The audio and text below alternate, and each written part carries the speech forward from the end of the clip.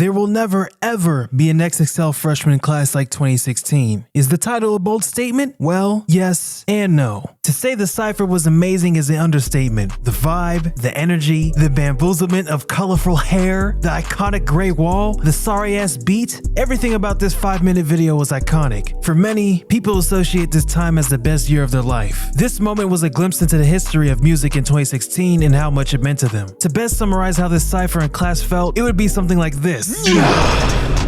I actually do know what a dab is, okay? Just for the record. It's this.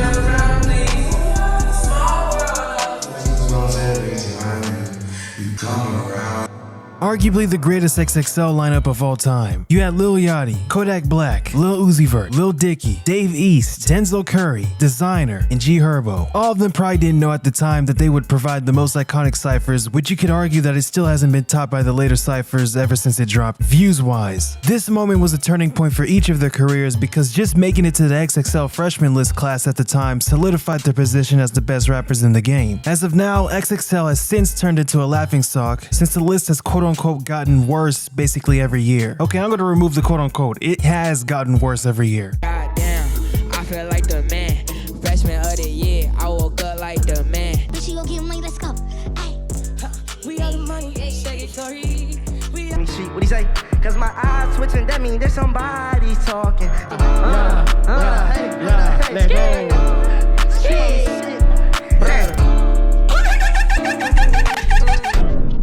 But don't take it from me. Take it from the comments on XXL every year they released the freshman list. You can make the argument that 2016 was perfect. 2016 was the introduction to modern hip-hop. You had your SoundCloud rappers, conscious rappers, trap rappers, and melodic rappers all collaborating to make a modern classic that still stands 7 years later. The 200 million plus view count explains itself. And what's even crazier is that all of them from that cypher are still relevant. All of them are even bigger than anybody thought they were going to be years down the road. The 2016 XXL freshman list was simply nothing we had ever seen before. This class managed to balance their skills with their iconic trolling, leading to the most YouTube views in the publication's history. Now, believe it or not, before this group was liked, they were hated. Many people called this class the worst of all time in that they won't last a year of being relevant. People forget, but there were memes of how quote-unquote trash the list was. Not just the 2016 XXL class, but the SoundCloud era and modern rap as a whole. Now, the hip-hop community has always been in disagreement about the next generation's music, but 2016 was peak hate, let me tell you. And it kind of makes sense why lots of critics at the time downplayed all of them. Many rap fans, including old hip-hop artists, weren't used to the vibrant hair color and playful lyrics. It was unheard of, and many thought it ruined rap since XXL was the place for national recognition. But it just turns out that the old heads and critics weren't ready for the takeover that was soon to come. And really, it started with the 2016 XXL freshman class. We will truly never see an XXL group like 2016.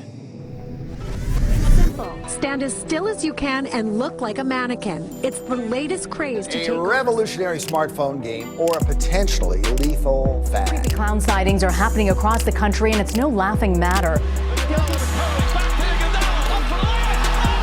don't know how you feel about mumble rap, but mumble rap is one of the weirdest things to me. It's bizarre. Like, what is happening?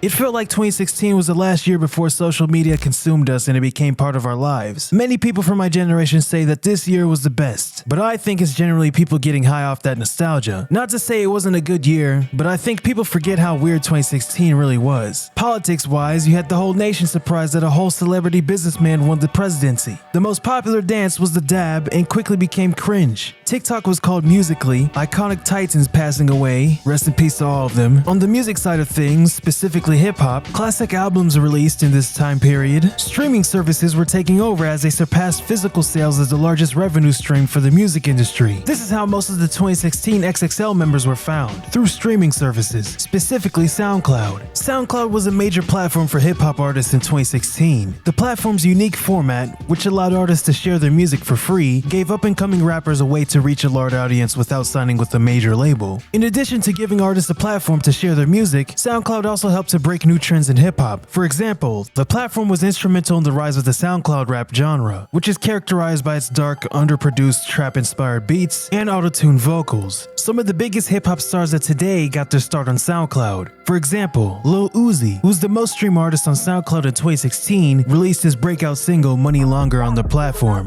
The 2016 XXL Freshman list was a major showcase for the sound of SoundCloud rap. The list helped to legitimize SoundCloud rap and autotune as legitimate forms of rap, and it also helped to introduce these artists to a broader audience. But what makes this 2016 XXL so special? And why won't we see another XXL like it? That's such a bold statement to make, right? But I'm dead serious. You could argue that there are better XXL Freshman lists lyrically, like for example, 2011, which featured Kendrick Lamar, Mac Miller, Lil B, and more, which wipes the 2016 XXL in terms of lyricism. But that's the thing, 2016 captured the change of hip-hop as it switched to a more melodic style. All the previous ones didn't really change the landscape of hip-hop. Old heads hated the SoundCloud movement, and many thought the artists from that era would fall off. Prime example?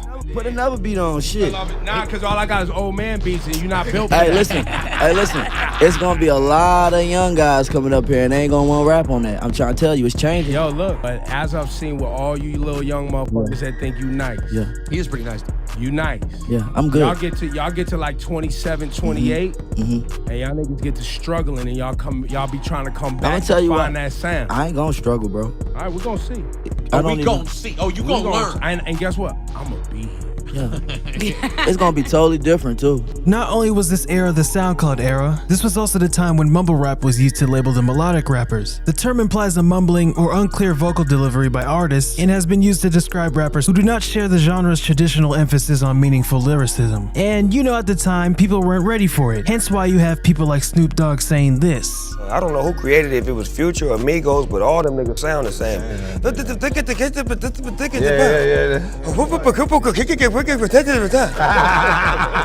said, nigga had me in the studio one night trying to do that shit. I'm like, man, cut this shit off. What am I in here doing, nigga? I don't rap like that. The term mumble rap came into wider use in the mid-2010s as a number of young rappers such as Lil Yachty, Lil Uzi Vert, and XXXTentacion began to achieve mainstream success with their own brand of mumble rap, or in other words, melodic rap. 2016, as said before, had a significant impact on the sound of hip-hop. The artists on the list helped to popularize new trends like melodic rapping and autotune. They also helped to break down barriers between different genres of music.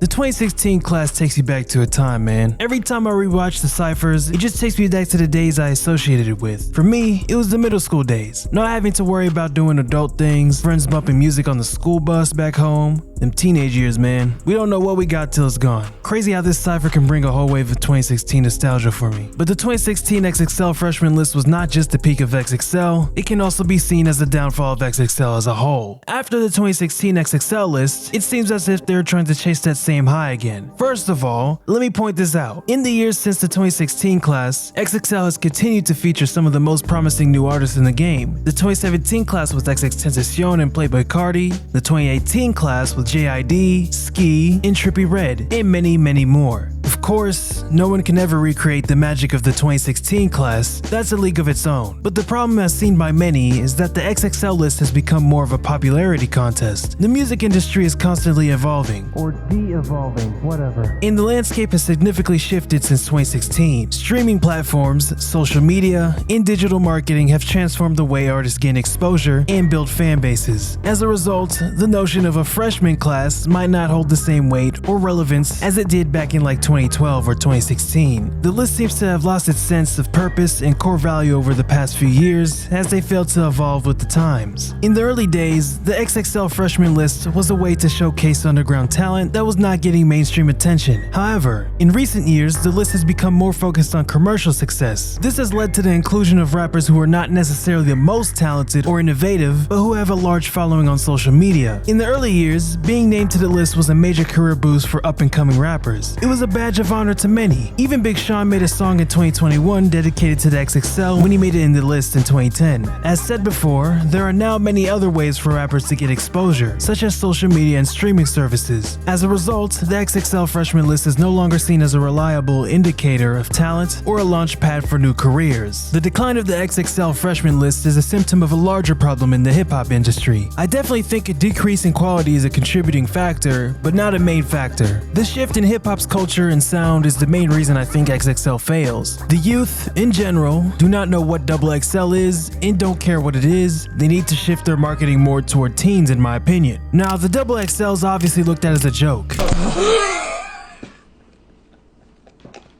But to be fair, even the 2016 XXL Freshman list was looked at as a joke, and probably still is to some people. But it took years to realize that in general, it was actually good. So, is there any solution to this dilemma? Lucky for you viewers, another YouTuber who goes by Chef03 came up with a good solution in his Downfall of XXL video. Great video, by the way. He basically said that in the modern era, the XXL Freshman list should switch it up by having XXL members collectively make an album, which in my opinion is genius. Instead of doing the outdated freestyle that doesn't fit most artists on the list, do a collaborative album. We have already seen it with Coi Leray. She is not a freestyler at all. She would definitely thrive off of taking her time to make a melodic song on an XXL album, such as Lil Mosey, Too Rare, and many, many more. There's more to it in the video, but I don't want to say too much since that's stealing the spotlight from him. So watch his video on the Downfall of XXL. Link is in the description, or there, or in the comment section.